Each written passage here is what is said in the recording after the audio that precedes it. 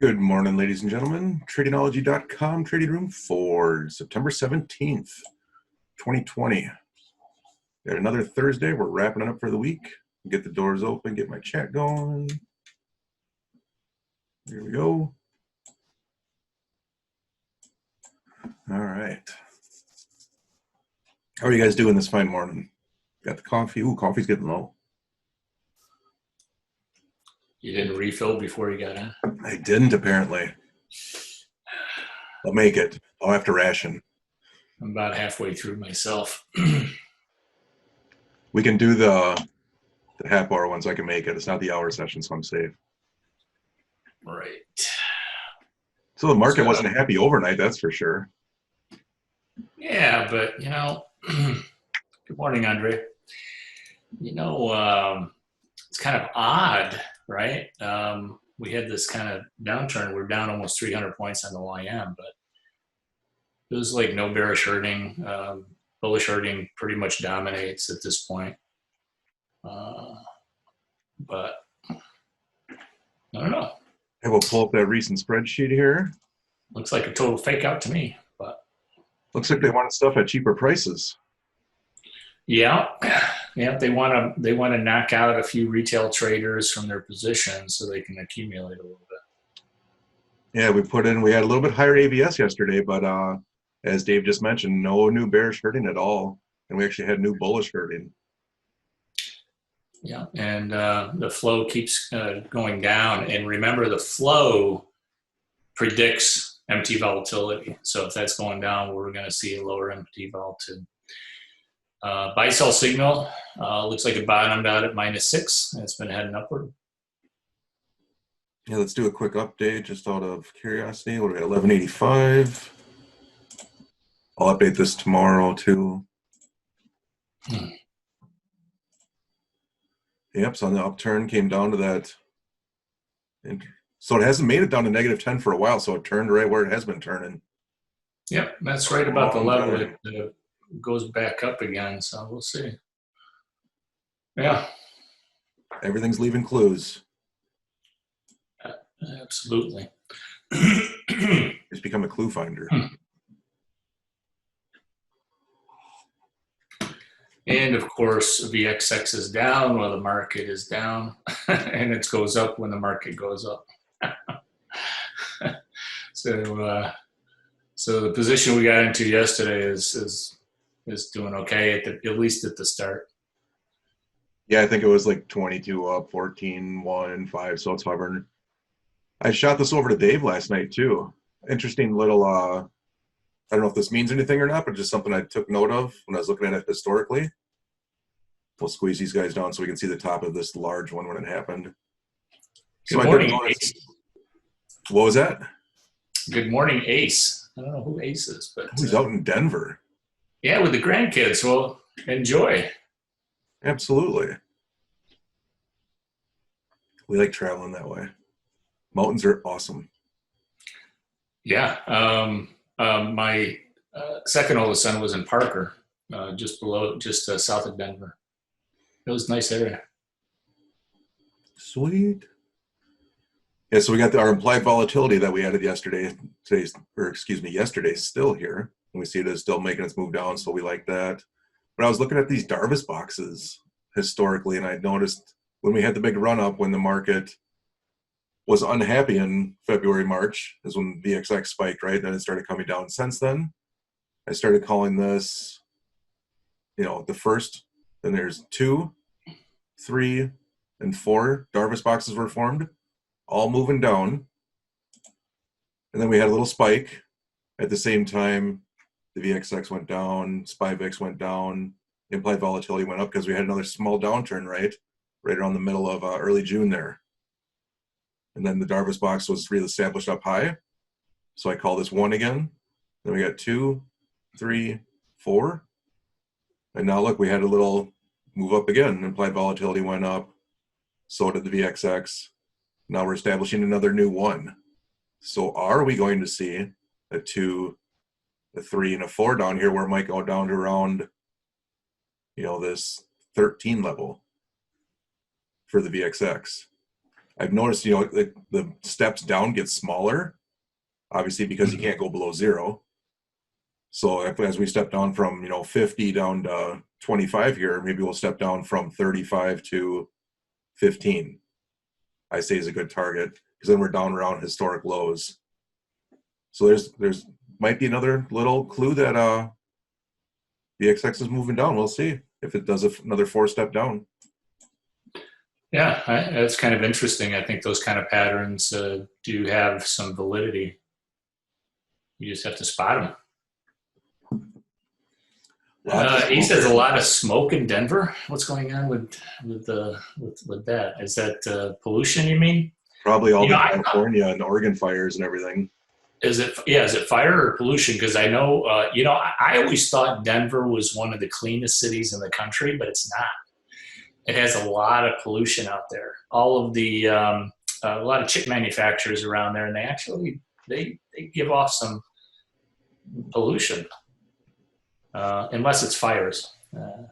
Yeah, my guess is it's the fires from Portland, or not Portland exactly, but Oregon, Washington. Those I've seen some people even in Canada where it's starting to affect, and the smoke's getting up there.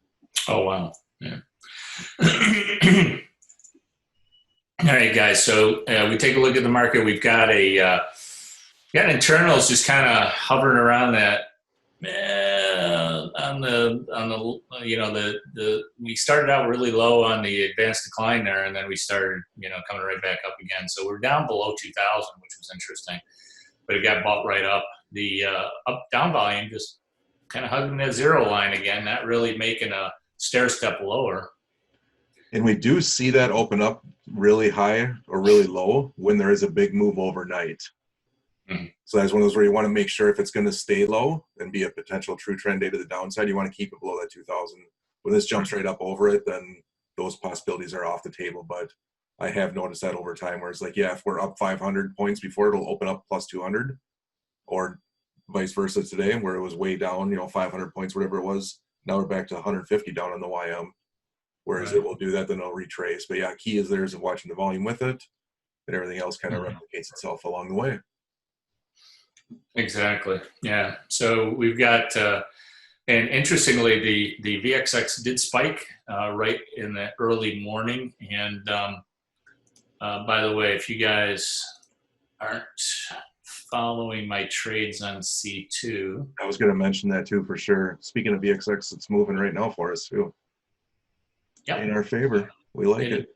It is going in our favor, which is very, very nice. So here's a look at the 15-minute while Dave pulls that up. Got it around here someplace. We don't make any decision making, but it's just nice to see it. Yes. Where it spiked overnight with the overnight activity, and then everybody started buying it up, and it's been doing nothing but down since it opened.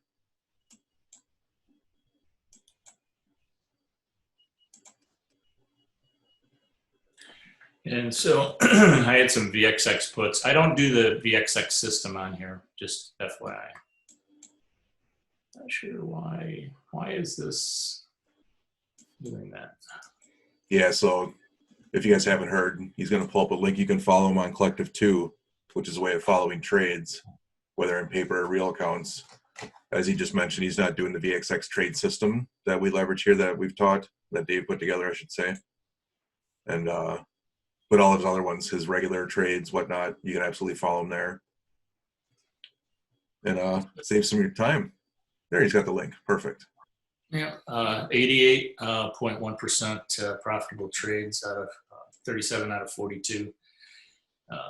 So, yeah, profitable and looking good. I'm going to enter some more trades in today because the only thing I've got right now is a short VXX trade. So if people are looking to follow you, what should they be allowed to trade? Do you need to have full level 5 or level 3, whatever they call it, options? Are you naked, or what are they looking at? What do they need? Are you futures? Are you options? Are you stocks?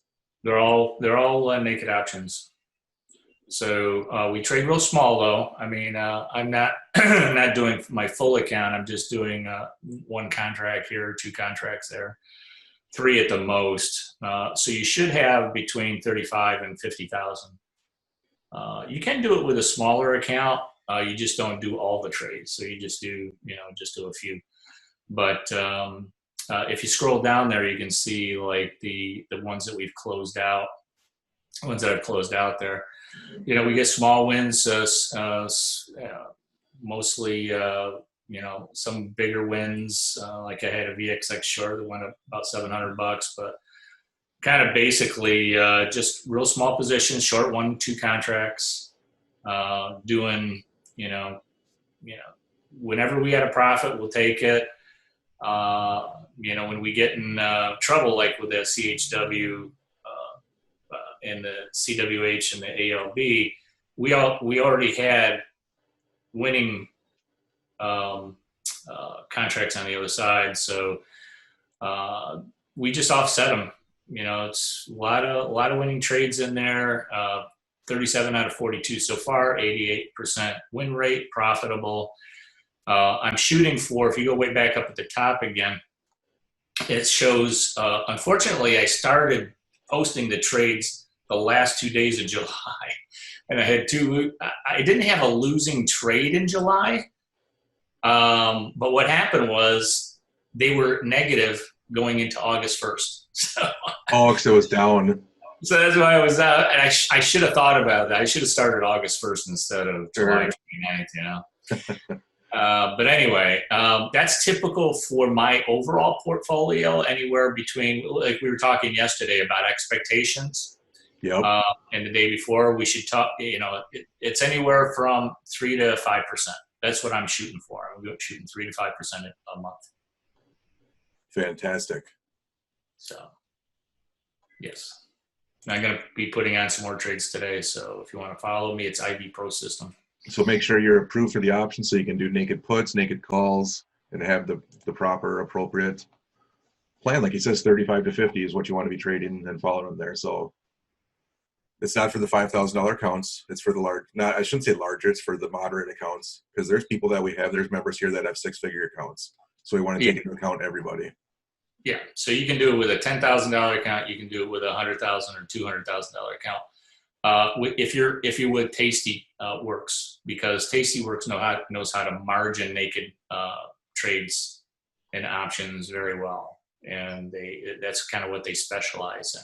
So you don't really need a huge account in order to do naked options on their account, but you should have a fairly decent size. And what the level that they have on Tasty Works is called everything.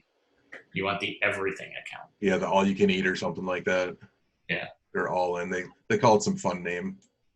I think it's everything, but maybe I'm wrong. I think you're right. But the strategy for that is really just mean reversion. Stocks are not mean reverting, but implied volatility is mean reverting, and all the works. Yeah, there you go. It's like everything kind of thing. Yeah, there you go. And so, but it's different than the VXX system. That is a set and forget, once a week, boom, you're in, that's it. This is a little bit more active, and I do take a lot more trades. I'll probably end up doing close to 3,000 trades by the end of the year. Not this year, but in a calendar year.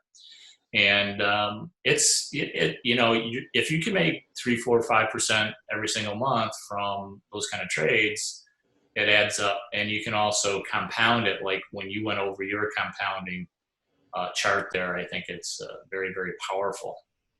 So if you guys want to follow, you can use the link. And if we put this on YouTube, can you put that link down there for me? Yes, I will, absolutely. Okay. Is there a way, so just for people that don't understand or haven't seen Collector 2 before that are watching this or hearing it, is can they set this to automatically trade when you enter trades? Yes, they can. So there's two things that you can do. One is you can simulate, if you have an account with Collector 2, and you can sign up with your Gmail address, you can sign up with a username and password and another email address, but it's very easy to sign up.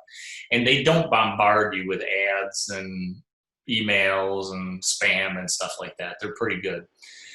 But you can simulate it for free at a simulated broker, and they give you a simulated account. So it's a paper trading account. and you can just click on the green button at the top of the page. It says simulate this. So they give you an account that is a paper trading account, and you can follow. So when I do a trade, you can see what's going on, and you can enter the trade in your paper trading account. If you want to hook it up for Auto Trader with your broker, you can do that as well. To subscribe to it, it's you can see the full access there is for $100 a month, and that auto trades with your live brokerage account. And so you have your choice of either one. So yeah, there you go. To simulate this, you can practice and just watch it. Then when you're ready, here's the one he was talking about right below. Yep. And so, yeah, so we do a lot of different kind of trades. You can see a lot of different symbols that I'm doing underneath there. I say we because, I don't know, it just feels more royal, I guess. but yeah, I pick out the trades. There's a specific strategy I use to try to find those trades. But so if we look at the 14th, there was, looks like 2 trades on the 14th, 2 shorts. Those were taken out today, so you can see that they were exited, closed out this morning. Those were VXX puts. So what I did was, in that case, they were negative about 100 yesterday on each of those, about 100, 110. But because we had a spike up in the VXX today, I got out of those puts. But I'm still, my current position is short the VXX at this point. And so it's kind of a gamma scalping, theta scalping kind of thing that I entered into, but I want to be delta neutral overnight pretty much. But all the other VXX trades, you can see all the calls were really pretty profitable there. Yep. I'm seeing here, from there on that 14th where there looks like there was an entry, 138.88, this 210, 250, 270. Almost 300, over 300 now. So that's definitely canceling out those small negatives. So it's, roughly between 914 and 917 I see on those VXX trades. It's around 300, the minimum of 250 plus. Just my quick rough math there. Yeah. Now that you got the CWH and the ALB was down about 500, but I was up, but I short on the VXX, so cancel each other out. Actually a little bit net positive on that trade. And actually, I mean, it's kind of hard to see what the strategy is. I was short. I was short those puts on the CWH and the if you scroll up a little bit, the ALBs. The two big losses there, the ALB and the CWH. Yeah, those two. And but I was short the VXX. So it's a hedge. It's a hedge, delta neutral kind of theta scalping deal. And so that was like a total trade. Then if you scroll all the way down, I don't know if they have the very first trade I was in. Go to next, because I've done quite a few trades. Yeah, so see the 729 ones there? No, I think that was it. I wasn't sure if there was a third page. No, that was it right there. There's your 729s. Those are the 3 729s. So I closed out the month. Those were negative when August 1st hit. But you can see they turned out to be pretty darn profitable. Yeah, about an $800 winner there. Yeah. Well, between that and Kodak. Yeah, exactly. All right, guys. Well, that's going to wrap her up for this week, I think, again. So enjoy yourselves for a nice weekend, and hope you're liking anything. And as always, hit us up with questions when you got them. You're welcome, Eli. Absolutely. You're welcome, Eli. Have a great weekend, guys. We'll see you Monday morning. And Federal Reserve, quick note. Federal Reserve reemphasized long interest rates at 0 to 0.25%, and they are willing to do whatever it takes. Yeah, they were continuing to use all the tools they have, right? Yeah, whoops. And they want to inflate, larger than 2% a year. So, which means that they are going to try to pump it up till they get, I think, probably 4 to 5%. As we mentioned before, I think their target is 4 to 5%. So watch out when they twist that throttle. Yes. The dollar's going to drop. Cryptocurrencies and stocks will continue to go higher. All right, Dave, we'll chat with you later today, and we'll see you guys next week. See you guys. Take care. Everyone.